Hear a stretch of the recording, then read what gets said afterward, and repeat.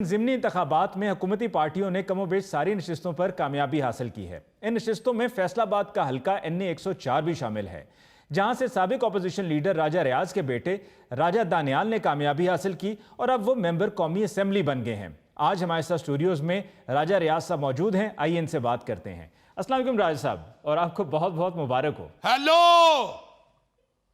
और यार ये पीछे से ढोल तो बंद करवाओ। हेलो, हुन मैं इस गल दा की जवाब दिया? Gun gun gun gun gun gun gun gun gun gun. और यार अभी बाद में बात कर लेना, आवाज समझ नहीं आ रही। हेलो, हद हो गई है। 3 दिन हो गए हैं, पूरा फैसलाबाद भंगड़े पाई जा रहा है। I am sorry Ali Mumtaz साहब जी, बस साथ साथ चल रहा है। मैं बेल बंद कर दूं फिर फोन आ जाना है, मुझे पता है ना। राजा साहब, फैसलाबाद कोई मेला हो रहा है? मेले च कतल मैं बेचना लिया तो फैसलाबाद दा तो मैं नहीं पता क्यों फैसलाबाद वाले भंगड़ा डाल रहे हैं। अली मुमताज साहब 3 दिन हो गए हैं, सारा फैसलाबाद भंगड़े डाल रहा है। वाह वाह वाह। अब बंदा क्या किसी को समझाए? लोग लव करते हैं, मोहब्बत करते हैं राजा दानियाल के साथ। मैंने 2-3 दफा कहा यार बस करो, ते पिनियां च खलियां पै गई होणगियां। अगले कहते ने राजा साहब असी जानिए ते साडियां पिनियां जानन, तुसी ना विच बोलो। आराल अली मुमताज साहब आपका भी बहुत बहुत शुक्रिया और पूरी कौम का भी बड़ा बड़ा शुक्रिया, और मैं उन करोड़ों बल्कि अरबों माओं का भी शुक्रिया अदा करता हूं जिनकी दुआएं रंग ले आई हैं। उस वक्त तक ये माएं मसलों से नहीं उठी जब तक इलेक्शन कमीशन ने रिजल्ट का ऐलान नहीं कर दिया। उस वक्त तक अरबों माएं मसलों के ऊपर सजदा रेज रही हैं। राजा साहब, थोड़ी तादाद घटा दियो, हो सकता है हल्के च इन्नियां मावां ना होण। पर तुसी गल कर लवो, मुंडा साडा जितया कि तू जितया यार? ਅਸੀਂ ਵੀ ਤੁਹਾਡੇ ਭਰਾ ਹੀ ਹਾਂ, कोई गल। आहो ठीक है गौरी साहब, आप भाई हैं, मगर आप ये तो देखें कि हुआ क्या है। इस तरह की इलेक्शन में हमारी लीड हुई है कि पूरा पाकिस्तान बदनदा अंगुश्त रह गया है। और राजा साहब अंगुश्त बदनदा। फिर तुसी गल कर लवो। बड़ा ताड़ा उर्दू दी तोएं वर्गा मुंह है, और तुसी हुण ओदी उर्दू सही कराओगे जिन्हां ने एडी वड्डी लीड लई है। अली मुमताज साहब, पूरे फैसलाबाद में शेर ने ऐसा मैदान मारा है जैसे जुवैद मियां दाद ने शारजा के मैदान में छिक्का मारा था। हमने भी मुखालफिन के छक्के छुड़ा दिए, और राजा दानियाल ने बड़ी भारी अक्सरियत के साथ मैदान मार लिया है। कौन सी भारी अक्सरियत राजा साहब, आपके हल्के में वोटर्स की तादाद 5,57,637 है, और अगर आपके और आपके मुखालिफ के भी वोट इकट्ठे कर लिए जाए ना तो तब भी 70,000 मुश्किल से बनते हैं। ਅਸੀਂ तो सुन ही नहीं सकते। सही बात है, इतनी सर्दी में तो बंदा सोन ही नहीं सकता। आप देखें इतनी सर्दी होने के बावजूद 70,000 लोग बाहर निकले हैं। ये थोड़ी बात है, जितनी ठंड पड़ रही है इतनी ठंड में तो आपका सका बेटा मूंगफली लेने बाहर नहीं निकलता। हालांकि मूंगफली वाली रेडी के ऊपर अंगीठी भी जल रही होती है, ऊपर कोलों वाला कुजा भी पड़ा होता है। और राजा साहब, फैसलाबाद में ही हल्का 96 में तकरीबन 1.5 लाख वोट पड़ा है। आहो ते उस हल्के सर्दी घट हुंदी है ना।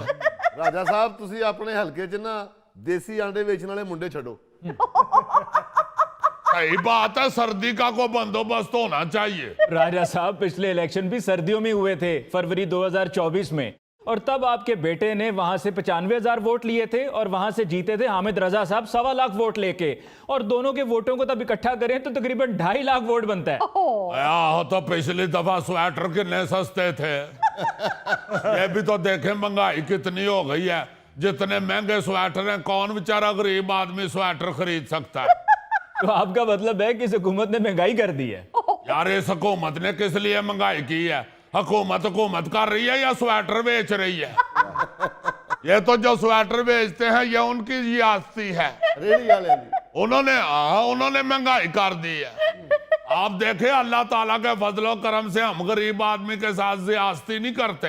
हमने हमेशा गरीब की बात की है, उसके साथ हमदर्दी की है। इसीलिए तो इतनी सर्दी पड़ने के बावजूद इतने लोग हजारों की तादाद में बाहर आ गए हैं। मिसाल तो गलत है, लेकिन इससे ज्यादा फिट मिसाल गौरी साहब मेरे जहन में कोई आ नहीं रही। अच्छा जी, राजा दानियाल को वोट देने के लिए लोग इस तरह बाहर निकले हैं जैसे जल्जला आते ही कलमा पढ़ते हुए घरों से बाहर निकलते हैं। या अल्लाह खैर करी। और राजा साहब मिसाल बदल लो वो। अल्लाह बदल लेते हैं। लोग ऐसे बाहर निकले हैं जैसे जवान लड़का 4-5 देसी अंडे खा ले तो उसके मुंह पे दाने निकलते हैं। और राजा साहब गल तो फिर ओही हो गई, खुदा दा ना जे कोई नरम मिसाल दियो। चलो यार, इस तरह वोट निकले हैं जैसे अंग्रेज के मुंह से फार अंग्रेजी निकलती है। एक दो मिसालें अगर मेरे पास है, अगर आप कहें तो मैं बता दूं। मेहरबानी करें, जल्दी दें। ये दानियल साहब के इलेक्शन में हल्के में इस तरह वोटर निकले हैं जैसे बच्चा कोई कहे बालो कुड़ियो चीज वंडी दिए थे बच्चे निकलते हैं। बहुत अच्छे, ये भी मिसाल फिट है। चलें ये वाली लगा लेना, बाकी काट देना।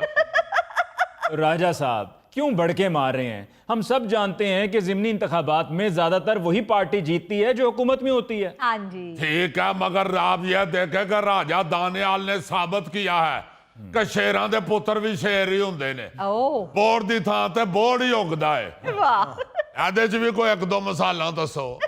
राजा साहब मिसाल की दईए सी ਤੁਹਾਡੇ ਮੁਖਾਲਫਿਨ ਤੇ ਕਹਿ ਰਹੇ ਨੇ ਕਿ ਦਾਨੀयल साहब ਹਾਦਸਾਤੀ ਐਮਐਨਏ ਹੋ ਗਏ ਨੇ।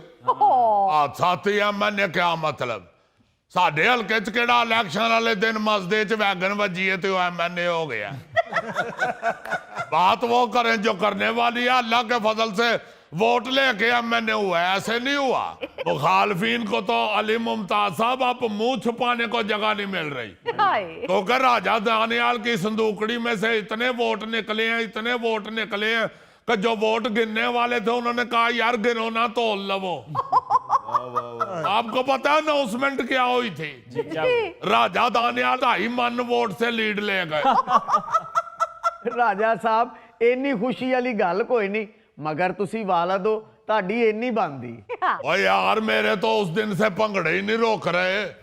यकीन माने अली मुमताज साहब, हालांकि मुझे डॉक्टर ने तली हुई चीजें और भंगड़े सख्ती से मना किए हुए, लेकिन खुशी इतनी वड्डी है कि सारियां गल्लां पीछे रह गई हैं। हाय, राजा दानियाल के कामयाब होते ही डिप्टी वजीर आजम इसहाक डार साहब ने मुलाकात के लिए एमएनए साहब को इस्लामाबाद बुला लिया था। और वहां पे वजीर आजम शहबाज शरीफ साहब, जिनके बारे में अमेरिका का सदर ट्रंप कहता है कि